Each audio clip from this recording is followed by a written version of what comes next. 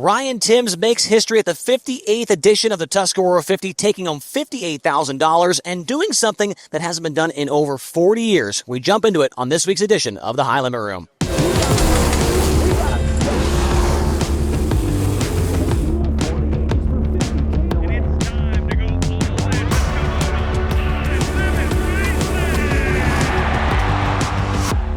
All right, welcome back to the High Limit Room and a special on the location edition of the High Limit Room. We're here in the pit area at Port Royal Speedway after the Tuscarora 50. Myself, Chase Rodman, if you didn't know, and Tony Laporta, if you didn't know as well. We're not with our third guy, Brian Walker, but we will hear from him later on and after the checkers. But Tony, 3 nights of action at Port Royal Speedway. Surprisingly got all 3 nights in with some weather coming in through the area earlier on in the week. But wow, what a fantastic week of action. Anthony Macri winner Thursday, Aaron Reitzel winner on Friday, and Ryan Timms gets it done tonight. But let's start with Thursday. Anthony Macri, probably the favorite, I would say, going into this weekend, gets the win on Thursday, ahead of Justin Whittall and Brenham Crouch with a third-place run to start things off. You're right. Brenham Crouch had a great run. I'm happy we got all 3 nights in.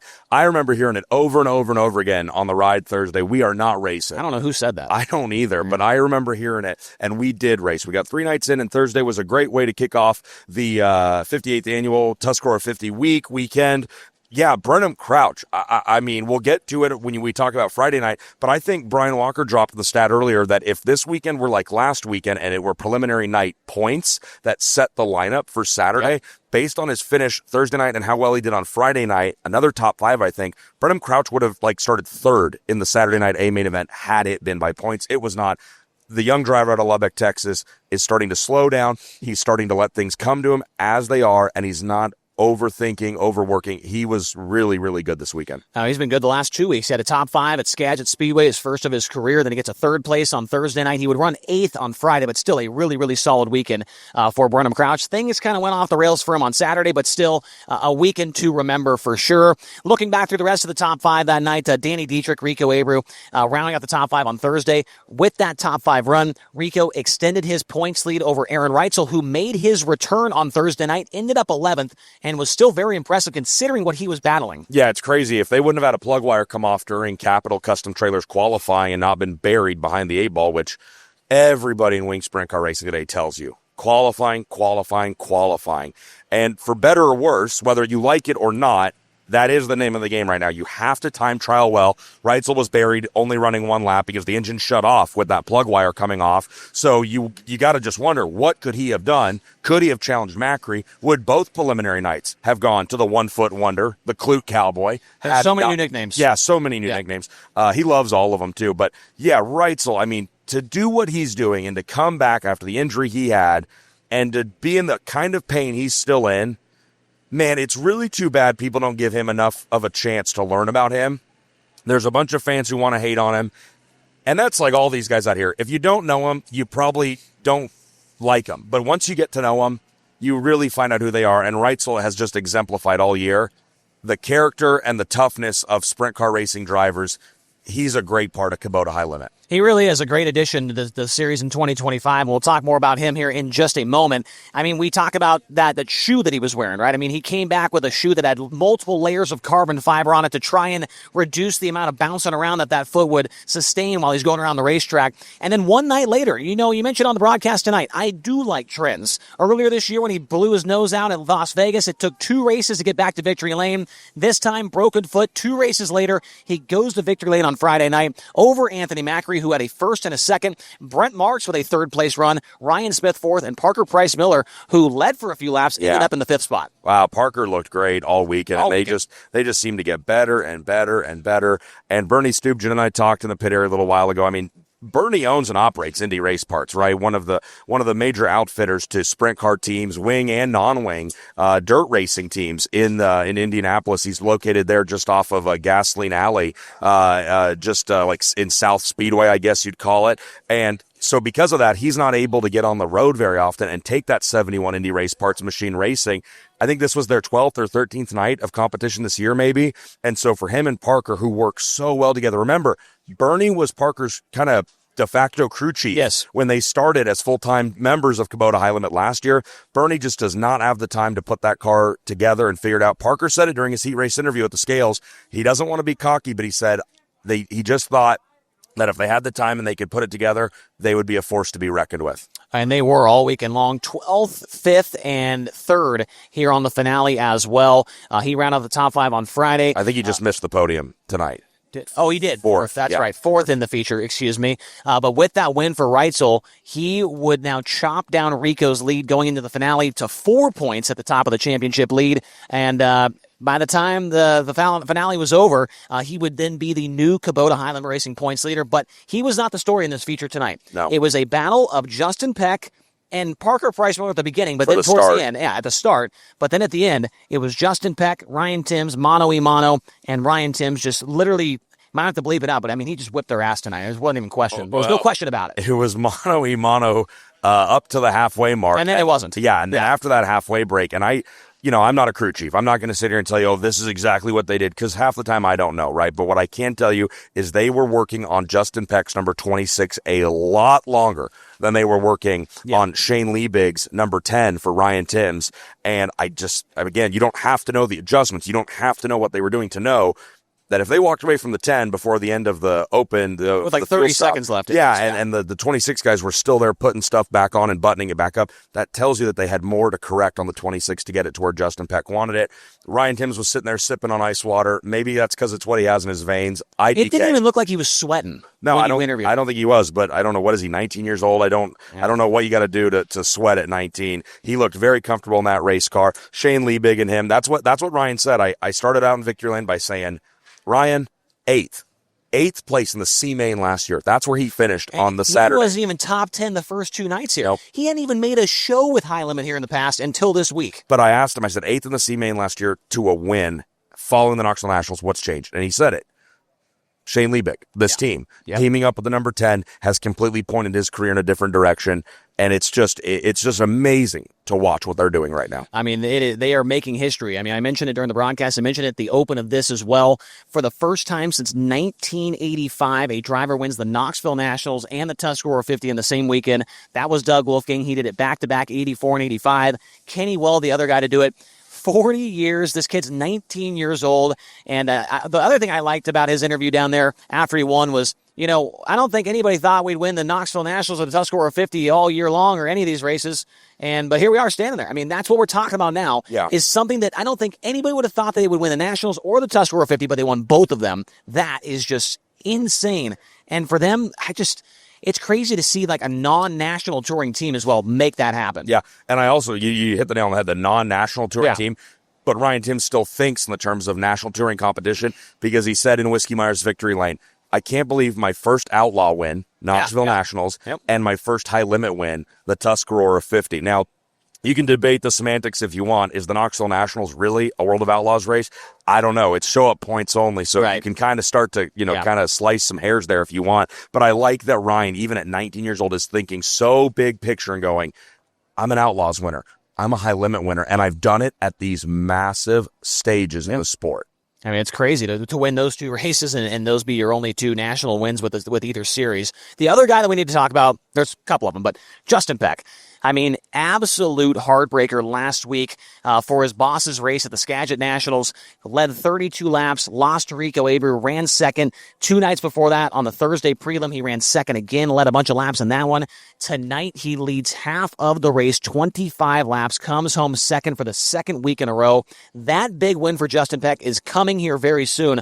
But I think the good thing with those guys is before Skagit, I mean, they were non-factors. I mean, they just could not figure it out. But here recently, they are one of the best cars on the track every single time. I think the decision to go with the Ford power plant, it kind of, befuddles some people. But one of the major reasons, maybe the major reason that Kevin Rudin elects to continue to run that Ford performance when really nobody else of great significance does in National 410 Wing Racing is Kevin feels like he gets great response from Ron Shaver as far as rebuilds, new engines, and then development. When they want to change things on that power plant, they have a direct line of communication with Ron Shaver, whereas a lot of these other guys that are running, the traditional Chevy, there's a bunch of builders that service that engine, but they're all backed up. Wing Sprint Car Racing is in a great spot today.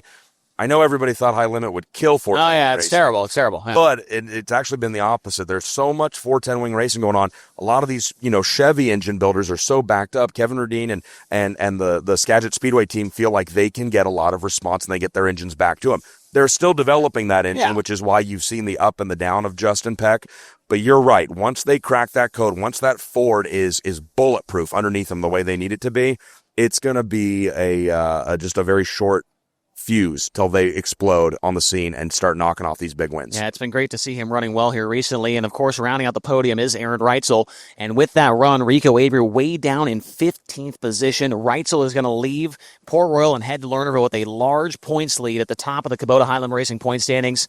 Just an incredible story altogether with the broken nose, the broken foot, missing 8 races with Justin Sanders behind the wheel. And here they are. Reitzel looked like he was going to be the guy to beat there. He went from 10th to 3rd in like 7 laps or something. He got to the front fast, but it seemed like there after the halfway break that maybe his tires sealed over. I don't know what it was, but still good enough to earn a podium run. And man, even with that foot injury, he is still a force to be reckoned with. Here's how I'll describe Aaron Reitzel's 2025 season, and it's not even over yet. We don't know if we're going to be calling him champion. We don't know if we're going to be calling him vice champion. I know you love that term. Vice champion. But here's the deal for Aaron Reitzel. Write it down now. Blood, sweat, and tears. And with Bart, a few beers. Oh, yeah. But, man, Aaron Reitzel, he took this so seriously. He lost a bunch of weight over the offseason. He took that Ridge & Sons racing program back to a national level, and he has put in so much work before the green flag even ever flew in Las Vegas. Yep. And then you just listed him.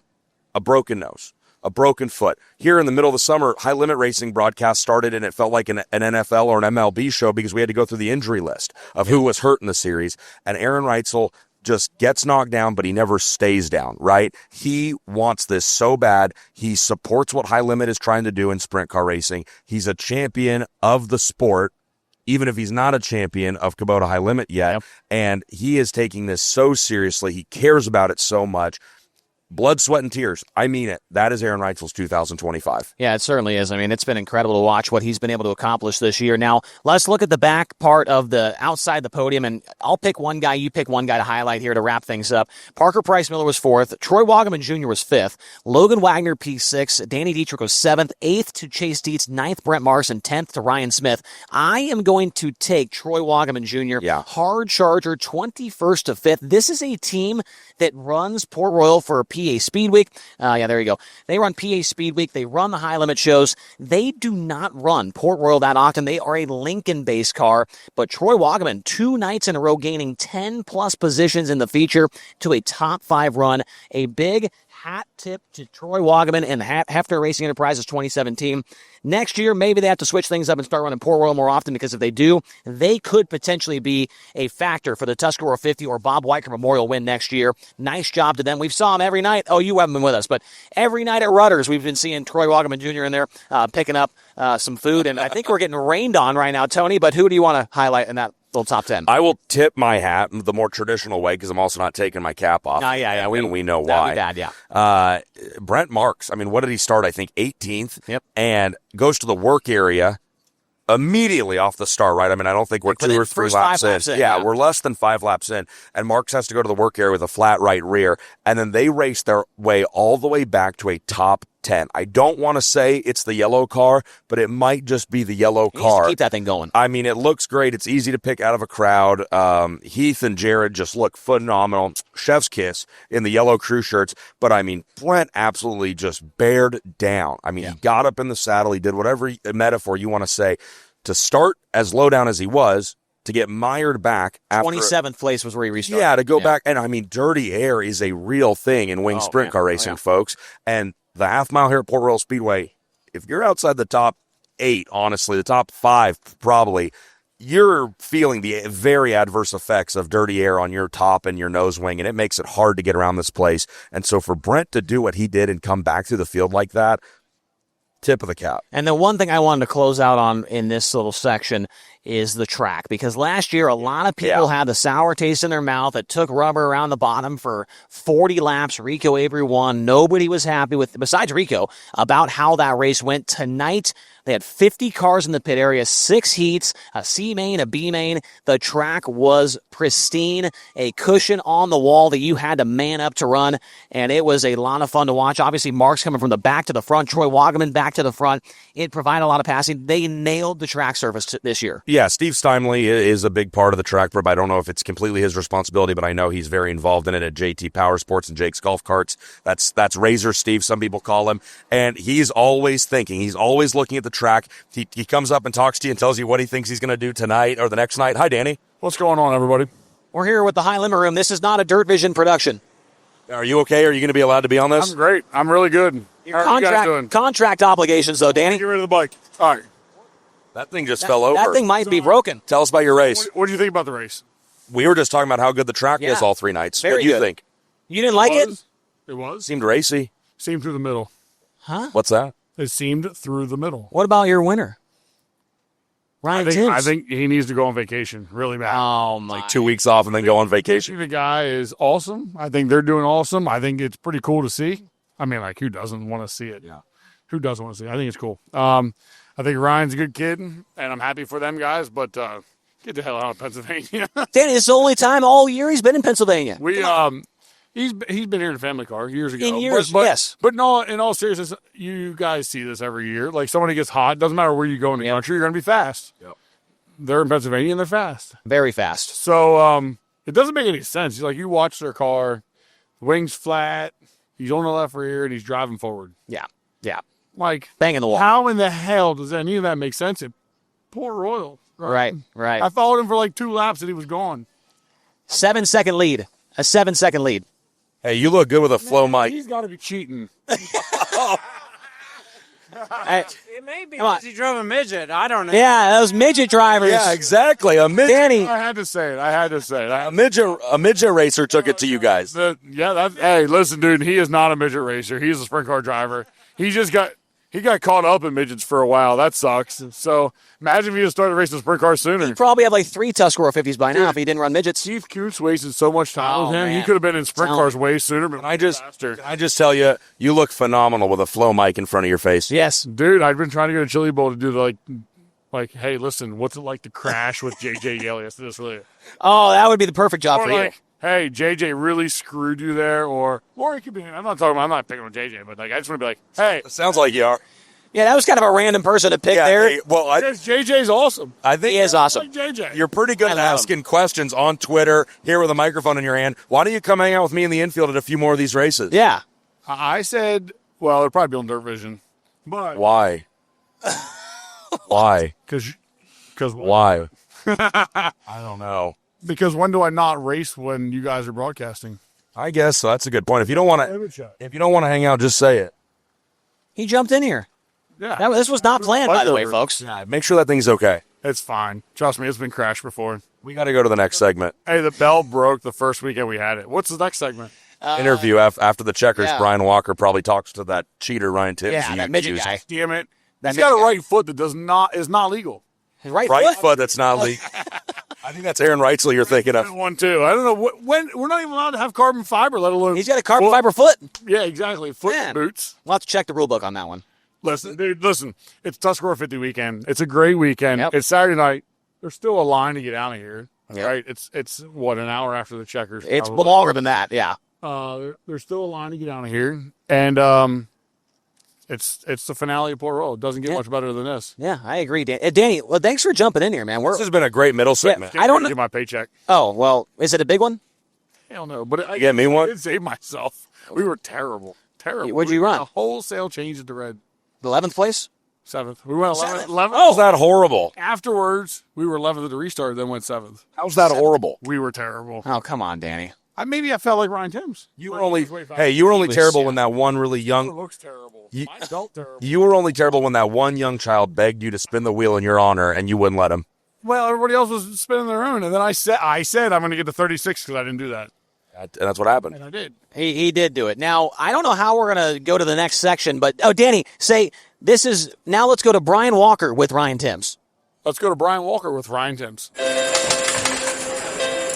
After the checkers, the Tuscarora 50 wrapped up, and the story of sprint car racing, it seems like the last month, Ryan Timms, 19-year-old kid from Oklahoma, you and Shane Liebig come to Port Royal, dominate the field, destroy. It was much like Knoxville last month. You win by 7.2 seconds. First off, before anything else, just what was this car like to drive tonight? Yeah, it was so good. I said it earlier. I got to give all the props to Shane for giving me such a fast race car to win by that much. It wasn't super good. Me and the car both weren't super good when we first got here this weekend, and he kind of just threw the book at it, made a ton of changes, and we found something and built off of that, and then now we're here in victory lane. So it's really unbelievable.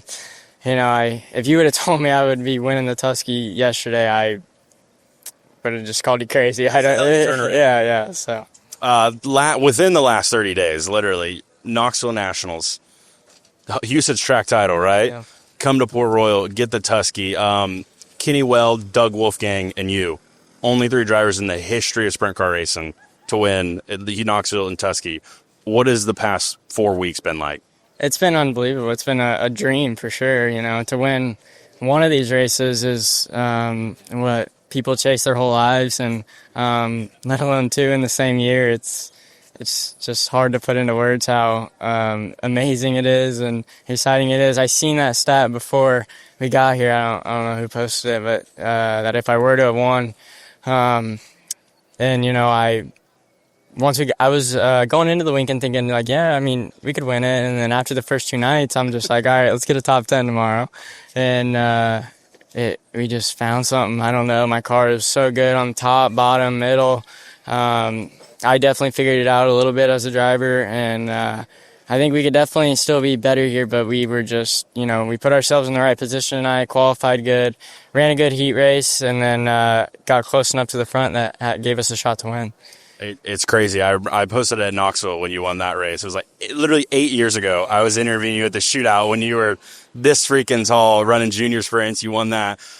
Flashback to when you were a kid. Like, what were you even thinking back then? Did you want to be... Because you were supposed to be a late model kid, right? And then you end up over here and you're winning everything. Yeah, well, I was probably thinking about Fortnite and Goldfish or something at that time. But no, I mean, yeah, throughout the micro ranks, my dad raced late models, and you would kind of think that would be the route I went. But, for whatever reason, he sent me down the open wheel side. And throughout the micros, I had a good amount of success. I never... I won a driller in junior sprints, but that was about it. And, and then we finally made the switch and ran midgets for a long time, which I thought, kind of screwed my sprint car career up. And now today it's like, well, maybe it helped in a way. I don't know. But, no, as a kid, I mean, if you would have told me, I could have seen myself winning these races at 30, 35, not 19. Yeah, so it's such a just dream come true, and it's just amazing. Speaking of that, what's next? Like, what do you put your mind to? Because, I mean, you said it, like, guys chase the Knoxville Nationals, the Tuscarora 50, their entire lives. And you've done it before you turned 20 years old. Like, what do you want to do next? What races are out there? What's next for Ryan Timms? Yeah, well, obviously, I want to win, by the end of my career, I want to win Kings Royal, Knoxville, and Tusky were one of those. And then I know there's some other Crown Jewel races, the National Open, and just all the Crown Jewel races. I want to be able to win all those. Obviously, it's a big shoes to fill and big task, but I think it's definitely doable given some time. And we're fast. We're fast a lot of places. I'm not going to go on a national tour or anything with these guys for next year. Just, we're fast at certain tracks, but you're racing 90 races a year or 60 to 90 races a year, and you got to be fast at all of them. And I don't want to go on a tour and not know that I have a shot at winning the championship. So we're just going to keep doing what we've been doing and keep trying to, hopefully go to the tracks that we want to win the Crown Jewels at to get better at that, like we did Knoxville, and just prepare ourselves for the big races. Definitely checking the crown jewels off one at a time. Knoxville, now Tusky for Ryan Timms. Well, that was Ryan Timms, your winner of tonight's Tuscarora 50. Now we are heading, Danny Dietrich's still here, but we are now heading to Lernerville Speedway next week for the Commonwealth Clash. 2 nights, Friday and Saturday. No, it's still going, Danny. Friday and Saturday for the Commonwealth Clash, and it's $30,000 to win, Tony. We are looking forward to get back to Lernerville. Always great racing there. The Don Martin Memorial Silver Cup one night. What's better than one night at Lernerville? That is 2 nights. We got 2 nights coming up out there. You know, what you think about when you think of Lernerville is Cy Lynch, right? And they are just, they circle these Pennsylvania races on their calendar. They really like coming to Port Royal. I know they had high hopes coming into here, and they're going to have even higher hopes. And, you know, and it's not like that's Cy's only good chance. Remember, he ran really well with us out at Lucas Oil last summer. But that team, they're from that family rather, is from Western Pennsylvania. So yeah, Cy's really looking forward to getting out there, and they have a great shot 2 nights in a row. They can learn on night 1 if they're not that good, and then they can use it on night 2, or maybe they'll just come out of the box swinging and be good both nights. It was Carson Macedo winning there at the Silver Cup. Tanner Thorson was second, and Cy Lynch ran in the 3rd position. It is going to be a great night. Could we see a 16th different winner with the series, and when we get to Lernerville Speedway, we're at 15 different winners in 38 races. I think there's a good chance Tanner Thorson, Cy Lynch, maybe Dason Persley gets up there. Take your shoes off, take your socks off, count them up. 16 winners potentially by the time next week rolls around. Yeah, and again, it's too bad that high limit racing isn't exciting. It's too bad. It's too bad there's no parity. It's too bad we don't have a lot of. It's terrible for the sport. Yeah, it's really too bad there's not a lot of action and parity. That's the word, you can right? Put your shoe back on. Well, I gotta pop these toes. Okay. But I was trying to count all the different winners because I run out of fingers so quick, right? Oh yeah. That's like what I had to do counting my turkey dinners here this week. It's a lot of them. The problem is when you joke about going to have that all the time, every single person in the pit area wants to stop and talk to you about it. And I don't know. Parker Price Miller told us that they're going to be there. He got a win there this year. Yeah, and so. And they're really hitting their stride right now in that 71 with Bernie. So it'll be cool to see them. We have a bunch of guys that are coming out. Remember, Anthony Macri was there just a few days after winning the King's Royal. Yeah. I don't know what their plans are. I hope they're there. Hopefully they're there. Yeah. And, what'll be really cool, too, think about this. When we went to Lernerville back in the earlier part of the summer, High Limit Racing was missing Brad Sweet, Aaron Reitzel, and Tyler Courtney. Unfortunately, we're still going to be down Tyler Courtney as he's going to miss the rest of the season. But we get Reitzel back, and we get Big Bad Brad back, and it's going to be a much more stacked field than the last time we saw there with just the addition of those two. And we'll get the first look of Justin Sanders in the Jason Myers Racing 14 as well. So going to be a great field of cars for 2 nights at the Commonwealth Clash next week at the Lernerville Speedway. That is all we've got from this on-location edition of the High Limit Room. Congratulations to Ryan Timms on making history here tonight. He's Tony Laporta. I'm Chase Rodman. We'll see you guys on the FloRacing broadcast at Lernerville next Friday.